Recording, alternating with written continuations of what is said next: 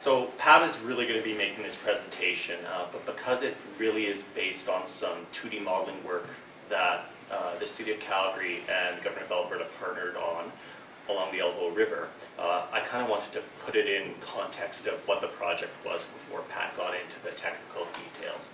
So as you heard yesterday and a little bit today with Michael and yesterday from Frank, between 2010 and 2012, the city and the Alberta government partnered on a 1D modeling project along the Bow and Elbow rivers through Calgary and resulting flood inundation maps. The project was long and very luckily those inundation maps were ready at the end of our 2012 fiscal year, and they could be used by the City of Calgary in preparations for the 2013 flood season. They were very useful, as both Chief Sampson and Frank Frio said yesterday. However, at the end of that 1D modeling project, we recognized that there was an area of quite complicated flow on the Elbow River upstream of the confluence, and from about 4th Street, Mission, that if anyone knows Calgary, the Safeway there, the area downstream of that to the confluence had a significant overland flow component that we wanted to really investigate further. So we undertook a 2D modeling project for that subset of the area, and we wanted to, for us, for the Government of Alberta, it was a little bit of a pilot project as well as an investigation of the complexity of the overland flow. We think it was a success. It was definitely useful for us to understand the 1D model, to validate it, and it was also very useful to the City of Calgary for some other further investigative work that they've been doing post-flood. I won't talk any more about that, and I'll just turn it over to Pat right now, and he can go into the details. Thank you. As Peter kind of gave you the background here, there was a 1D HEC-RAS model that was prepared. Previously, the purpose of this was a pilot project to investigate 2D modeling and see the results of that. So why a 2D model? The 2D model, as Peter explained, there were some areas of complex and overland flows. And the overland flow paths that were modeled by the HEC-RAS model were prescribed flow paths. And so they would look at the 1D modeling results and say, well, we think there's going to be overbank flow in these areas. And so the red areas here are the areas where they were prescribed overland flow paths, assuming the overland flow is going to be overtopping the banks and going in these directions. And the limitation of this is that you're a priori prescribing where the flow is going to happen and digitizing your 1D network to try to accommodate these flows and represent what the water levels are going to be in these areas. And just to zoom in here, you can see a little bit closer where the flow goes, where it's not going according to the actual river channel, but just going across through the urban areas. And as you can imagine, in urban areas, the flow paths are not well defined, and it's pretty difficult to try to estimate and guess where those flow paths are going to be. And then the second reason was that the flood inundation areas that were obtained from the HEC-RAS model were both in the area of the modeling, so you can see where they have these black lines. Those are the cross sections indicating the geometry of the river channel. And then the areas where we have these red lines here, those are the areas outside of the model domain where flooding is estimated or assumed to be happening just based on the water levels that are calculated in the 1D model. So they would take the 1D model water levels and essentially extrapolate those across the land to say, well, if we have water levels here, even though we're not modeling in these areas up here, those areas are actually, the elevations are below the water levels calculated in the river, so the assumption is that they will be flooded. So the approach that we took to doing this was to have a coupled 1D and 2D model. And what a coupled 1D and 2D model is, we use a 1D model to simulate the flows in the main river channel, and we use a 2D model to simulate the overland flow when it overtops the river banks. And we dynamically couple those two models together so that when you have water levels in the river overflowing the banks, it flows into the 2D model, and then vice versa. If the water levels in the 2D model are above the water levels in the river, it'll go from the overbank areas back into the river system. And just to look at that schematically, I guess, if we have a typical cross-section here, so this is your river, this is your water level, and that's your floodplain or your overland flow path. As the water level rises in a typical 1D modeling approach, if all the flow is going in one direction, or it's assumed all go in one direction.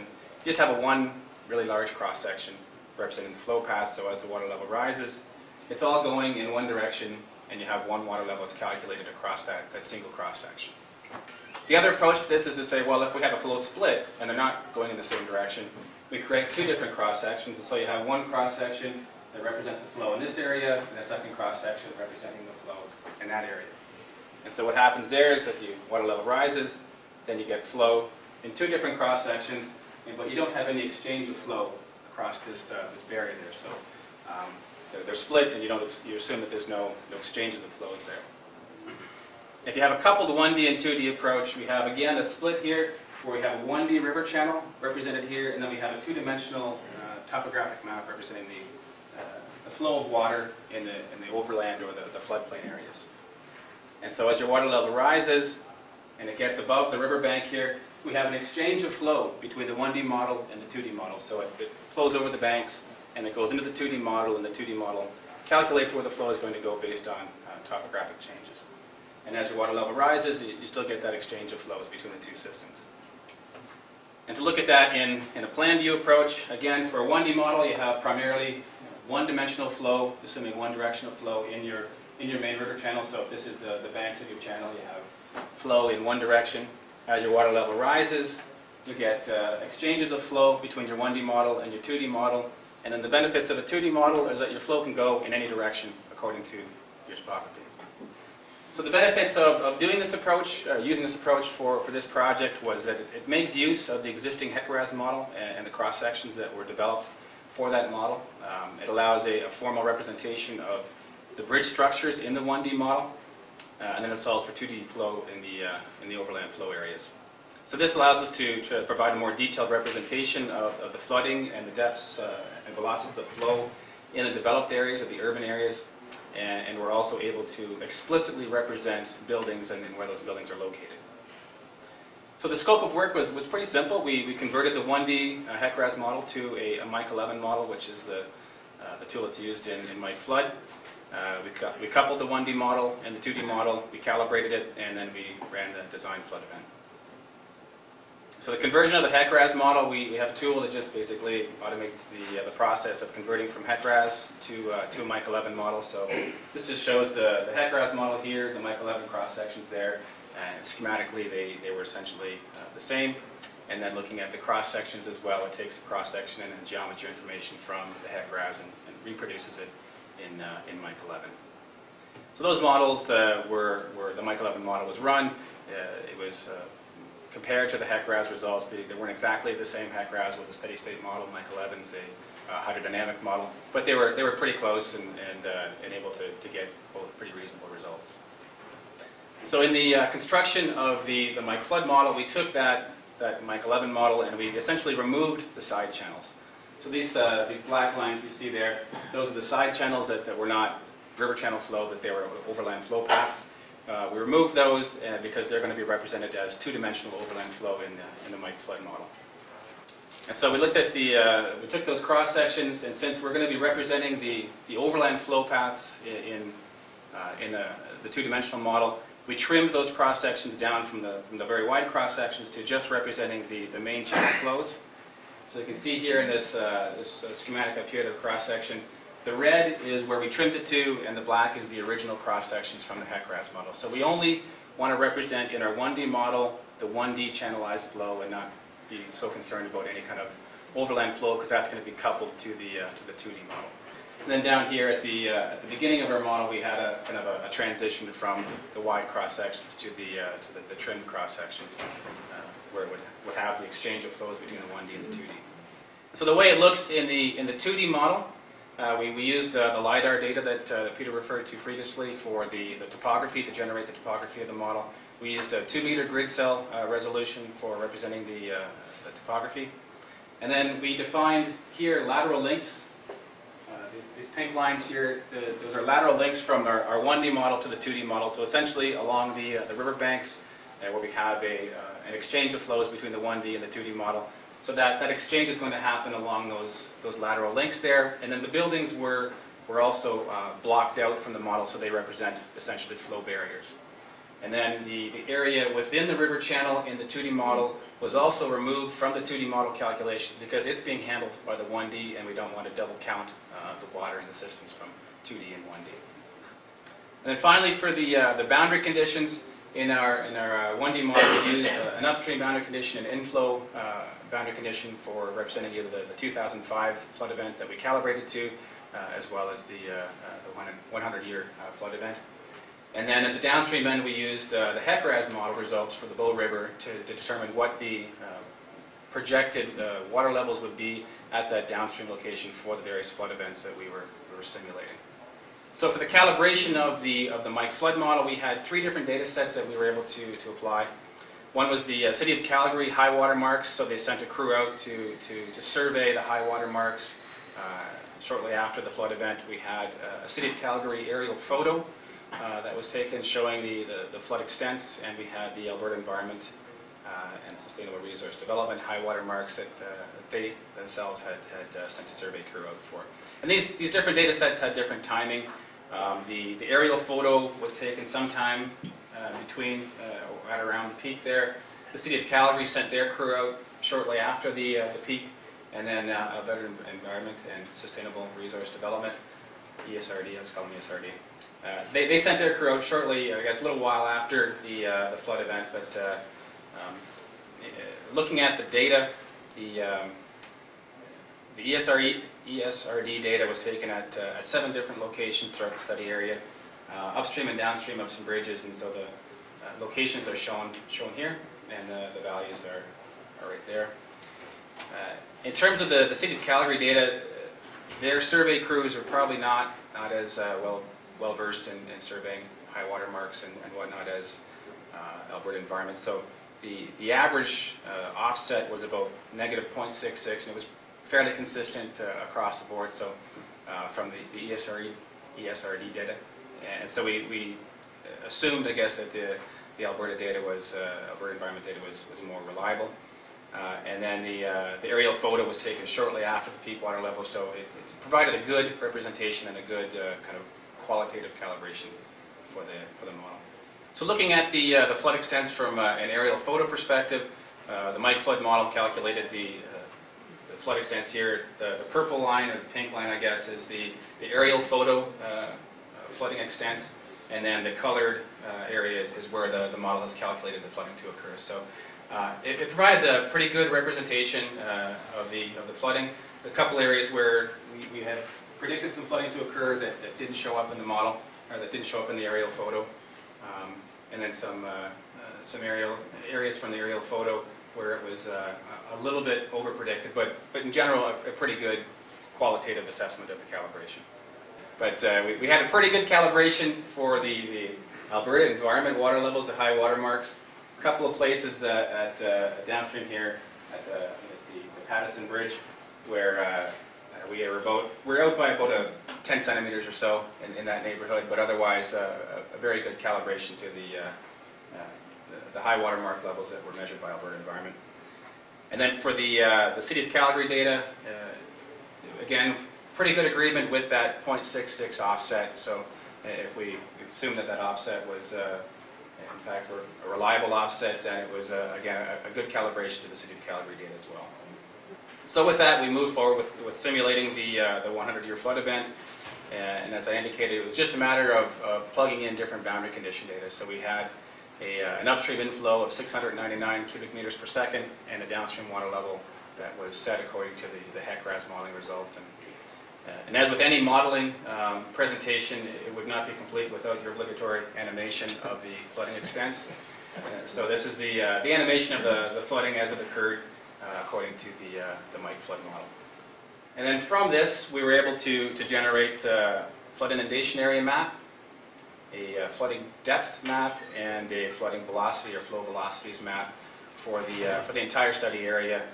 And then if we want to compare the differences between the 1D model and the 2D modeling results, so the 1D is the pink area showing the flooding extents as estimated from the HEC-RAS model, the 1D, strictly 1D modeling result, and then the color-coded areas there, the color map is what we got from the Mike flood model.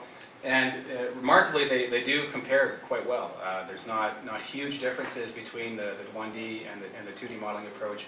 There are some areas where we do have some flooding being shown that wasn't represented in the 1D model. So there's here, and then there's some areas up in here, over in here as well. So there are some differences that you get, some additional information, I guess, that can be derived from the 2D modeling results that aren't necessarily possible with the 1D, or as it was anyways.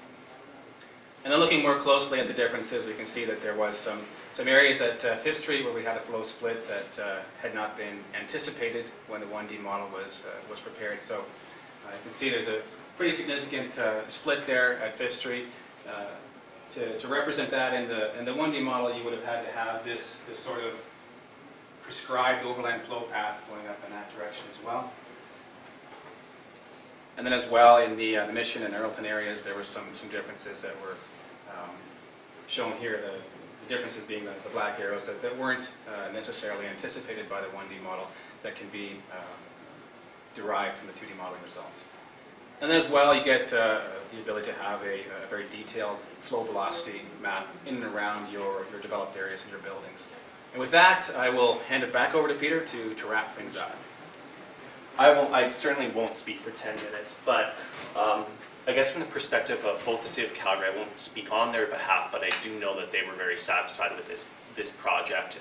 But certainly Alberta Environment and Sustainable Resource Development was happy with the project.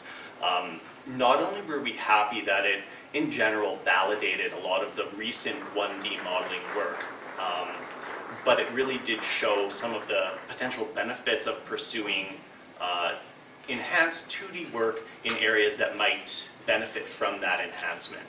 So to clarify one of the things that Pat said, that 5th Street flow, it actually was always anticipated that flow would go north along 5th Street. But because the purpose of the 1D and this 2D modeling was to flood inundation maps, primarily to be used by the City of Calgary for emergency response planning, I guess the decision was made that knowing flow would go down there, that was one of the city's decision points to build temporary berms there. So we knew water naturally might go down that path, but the City of Calgary was using these maps to prevent that from happening. So the detailed changes between the 2D and the 1D inundation maps, that in itself was expected, but we were okay with that because the maps were to be used in an emergency to evacuate, to plan response. And that level of detail and difference didn't really matter to us.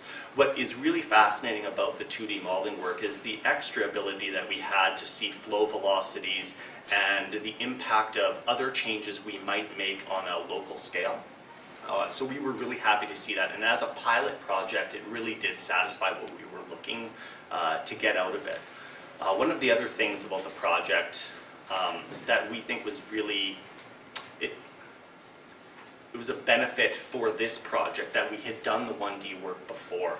I won't speak for Pat, but we had an integrated digital elevation model for the City of Calgary that it integrated really high resolution LiDAR data for the topography, as well as a full data set of bathymetry for both the Bow and the Elbow River in the entire modeling domain for the 1D modeling. So it was we had an absolutely fantastic base data set that could be used for 2D modeling already set up, and we were very happy to be able to give that to DHI and Hatch, as well as the 1D element really did help the Mike 11 component of the coupled modeling.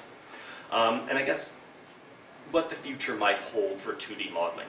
I can't say at this time we're pursuing any specific 2D modeling projects now, but it's certainly on our radar.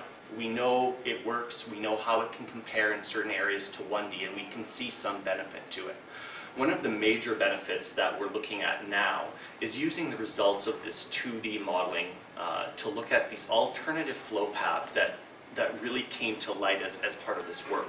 And the City of Calgary and Alberta Environment and Sustainable Resource Development right now are partnering again on a project that is going to take that 1D model done in 2012 and we're updating it again in light of the recent floods. And some of the opportunities that we're taking in that model are to reassess some of those overland flow paths that are coded in as channels in HEC-RAS.